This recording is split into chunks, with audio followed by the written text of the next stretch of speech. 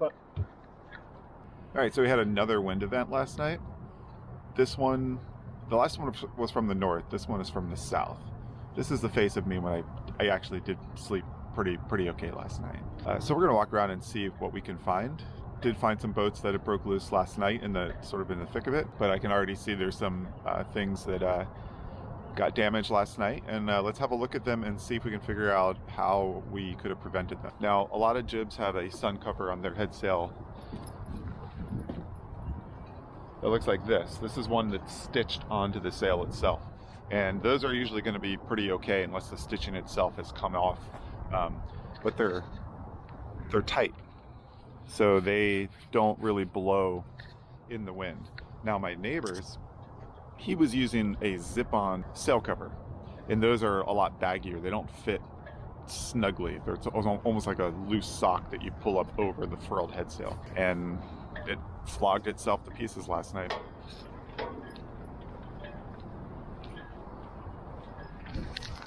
That sail cover just literally had the threads had deteriorated from UV exposure. So the thread for the seam along the top of the sail cover was gone, and the top of the sail cover opened up. Just notice this bow line hanging in the water, and I bet if we pull it up, we'll have a dock cleat on the end of it. So for this, really the only thing to do is to tie it off to the neighbor's cleat, but then you have a line tied across a walkway, but nobody's really walking down here, so it's not that big a deal. That's better. The culprit for this stuff is always that these dock cleats are really old, and the fasteners themselves have just rusted away.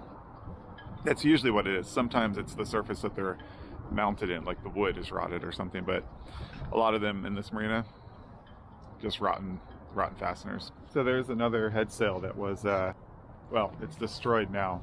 I saw this come out last night, but there wasn't much to do to fix it. It was sort of like in that other video where the middle of the jib sort of like bagged out even while it was furled, and the wind was just flogging it and just beating the boat.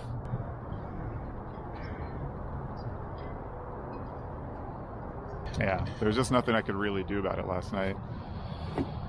Poor boat. Anyway, what causes that? An improperly furled sail. You got to keep everything tight and under tension when it's furled so that everything is snug and secure in winds. It's a nice little boat, but I think it's been neglected for a while. So here we've got their dinghy hooks that they use to sort of latch this dinghy onto some part of a boat. Well, they were rubbing against the boat because the boat was being driven into the dinghy by the wind. So in that case, you either got to really tighten the dock lines on the other side of the boat to hold it off, or, oh man, just hard metal that close to a fiberglass hull, or the hull, any kind of a hull. It's just a recipe for damage, and they got a little damage, not major, mostly just gel coat scratching.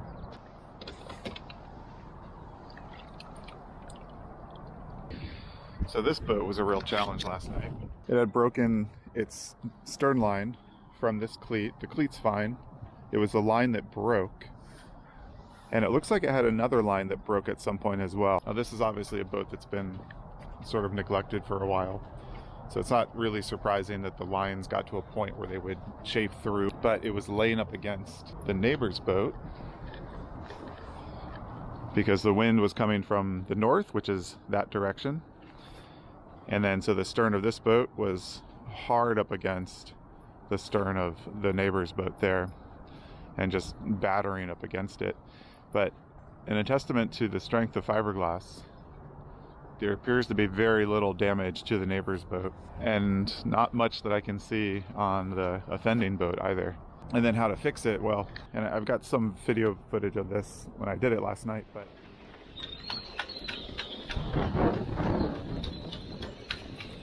that's no good.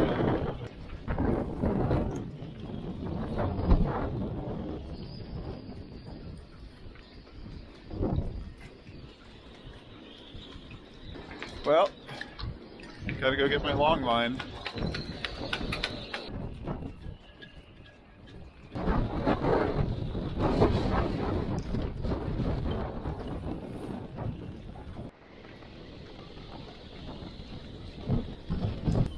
fold line off so we can actually use the cleat.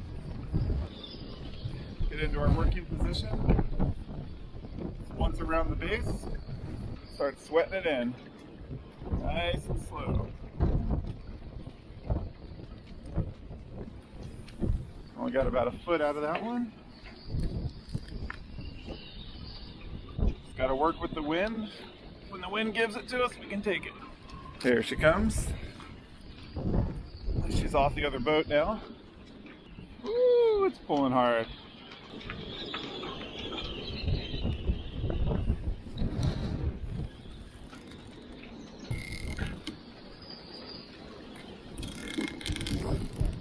Oh, it's working. It's hard.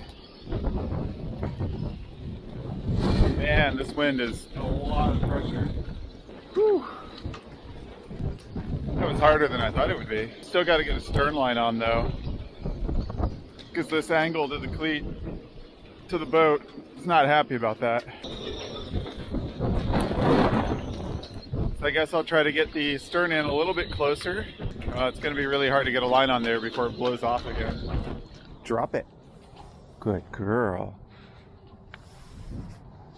Yeah, so when the stern of the boat is way away from the dock, this part of the boat was as far away from the dock as this distance is between the two boats now. So the only way to do that is pull the bow in tight, climb over the railing onto the bow with a long line. You got to bring a line that's long enough to reach from the back of the boat, because that's where you're going to fix one end of the line, and then walk back up to the bow, climb off the bow, and then walk down to the other end of the dock. So now you've got one end in your hand and one end on the boat that's way over there. And then you just got to start working it in. There's no other way to do it. And that was hard to do that last night. Like, I couldn't believe how hard it was to pull that boat in against the wind. Like, just phenomenal amount of force. I'm pretty much at the limit of my physical ability to do that. You just got to wait for like the smallest little lulls in the wind and use all the mechanical advantage you can. And then so once I get the boat in closer, I found another dock line that seemed to belong to this boat, and just replaced the stern line with that. And that one held for the rest of the night.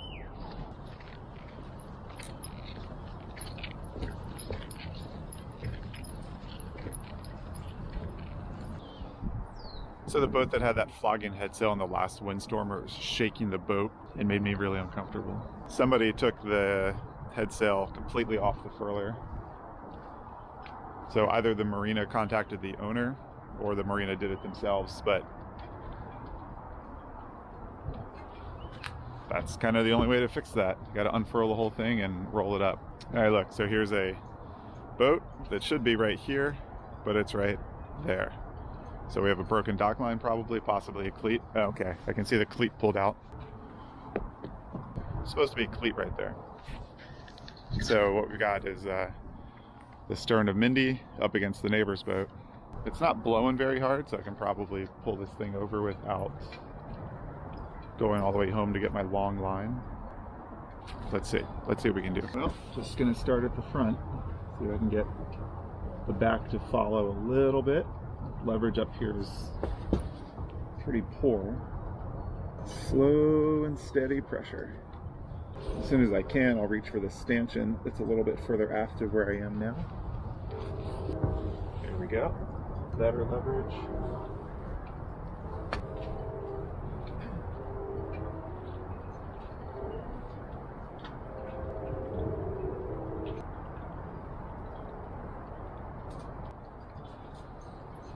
Same kind of deal. Just got to tie it across to the neighbor's cleat, and then let the marina know so they can replace the cleat. Hopefully the damage to the neighbor's boat is minimal.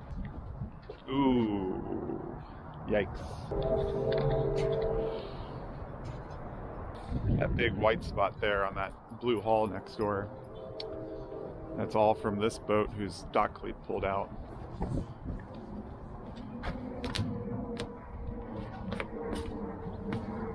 Poor boat. But you know what? It's nothing that can't be fixed.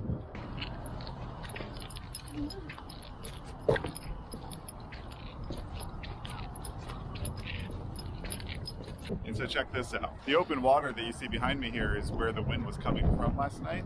It's like almost 3 miles of open water. And that's the sailing club. So it's completely unrestricted wind speed. And the first thing that the wind hits is whatever is along this shoreline here, which in this case are some sailing dinghies.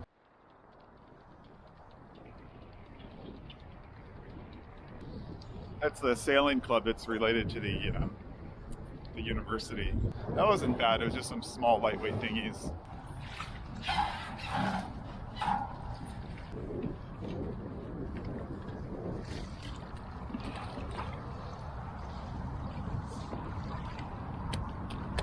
This would have been a wild place to be last night.